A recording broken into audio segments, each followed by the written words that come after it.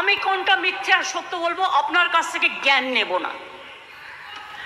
আমি আপনাদের প্রথমেই বলি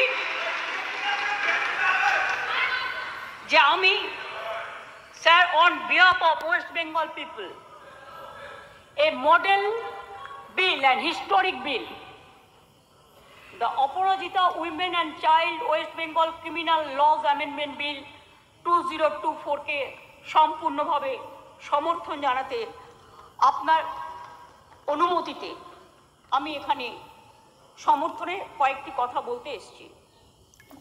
আমি অপোজিশন লিডার যেগুলো বলেছেন, পয়েন্ট রেজ করেছেন, আমি প্রত্যেকটার উত্তর দেব। তার জন্য ধৈর্য ধরে আপনাকে শুনতে হবে। আমি প্রথমেই বলি, মাননীয় অধ্যক্ষ, সকল মাননীয় সদস্যা, এই সভার এবং বাইরেও যারা আছেন, জানতে পাচ্ছেন, শুনতে পাচ্ছেন, প্রেস মিডিয়া সহ তারা আমার বিরোধিতা করলেও আমি কিন্তু তাদের বিরোধী নই। আমি তাদের সকলকে, অ্যাসেম্বলির সব স্টাফেদের সকলকে, সেক্রেটারি জেনারেলের থ্রুতে, অ্যাডমিনিস্ট্রেশনের যারা আছে, প্রশাসনের যারা আছে, সকল ভাই বোনেদের আমি ধন্যবাদ জানিয়ে আমি বলবো, মেয়েদের অধিকার রক্ষার লড়াইয়ে আমি যখন দিনটা ঠিক করেছিলাম স্যার, আমি তখন নিজেও এটা আমার নলেজে ছিল না, কিন্তু হিস্ট্রি রিপিটস ইটসেলফ, একটা কথা আছে, ইতিহাসের পুনরাবৃত্তি হয়। মেয়েদের অধিকার রক্ষার লড়াইয়ে আমি যখন এটা বলছি, আমার গায়ে কাঁটা দিচ্ছে, তার কারণ এটা আমার আবেগ হচ্ছে। আপনারাও শুনলে আপনাদের গায়েও কাঁটা দেবে ঘটনাটা শুনলে।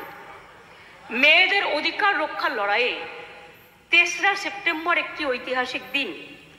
আজ থেকে 43 বছর আগে 1981 সালে আজকের দিনেই ইউনাইটেড নেশনস মেয়েদের অধিকার সুরক্ষিত করার জন্য, তাদের বিরুদ্ধে সব বৈষম্য দূর করার জন্য চালু করেছিল the convention on the elimination of all forms of discrimination against women. সংগঠিত হয়েছিল ইউএনের আন্তর্জাতিক নারী বৈষম্য বিরোধী কমিটি, এবং সেই দিনটা আজকের দিনের সাথে মিলে যাওয়াতে আমি ইউনাইটেড নেশনসকে অভিনন্দন জানাচ্ছি। এবং বিশেষ করে নারী সুরক্ষার স্বার্থে আমাদের মা বোনেরা, ভাইয়েরা যে লড়াই করছেন, সিভিক সোসাইটি থেকে শুরু করে ছাত্রছাত্রীরা, আমি সবাই, আমার লাইনে আসতে অনেক টাইম লাগবে, আপনার ট্রেনটা বেলাইন হয়ে গেছে, ওটা সামলান আগে। আমি আপনাদের বলি, আমি সবাইকে অভিনন্দন জানাচ্ছি, আমি অভিনন্দন জানাচ্ছি। এটা অভিনন্দন নয়, আমার সমবেদনা পরিবারকে জানাচ্ছি, নির্যাতিত পরিবারকে। তার নাম তো নিতে পারি না, যে মেয়েটি নির্যাতিত হয়েছে তার জন্য আমি শোক জ্ঞাপন করছি।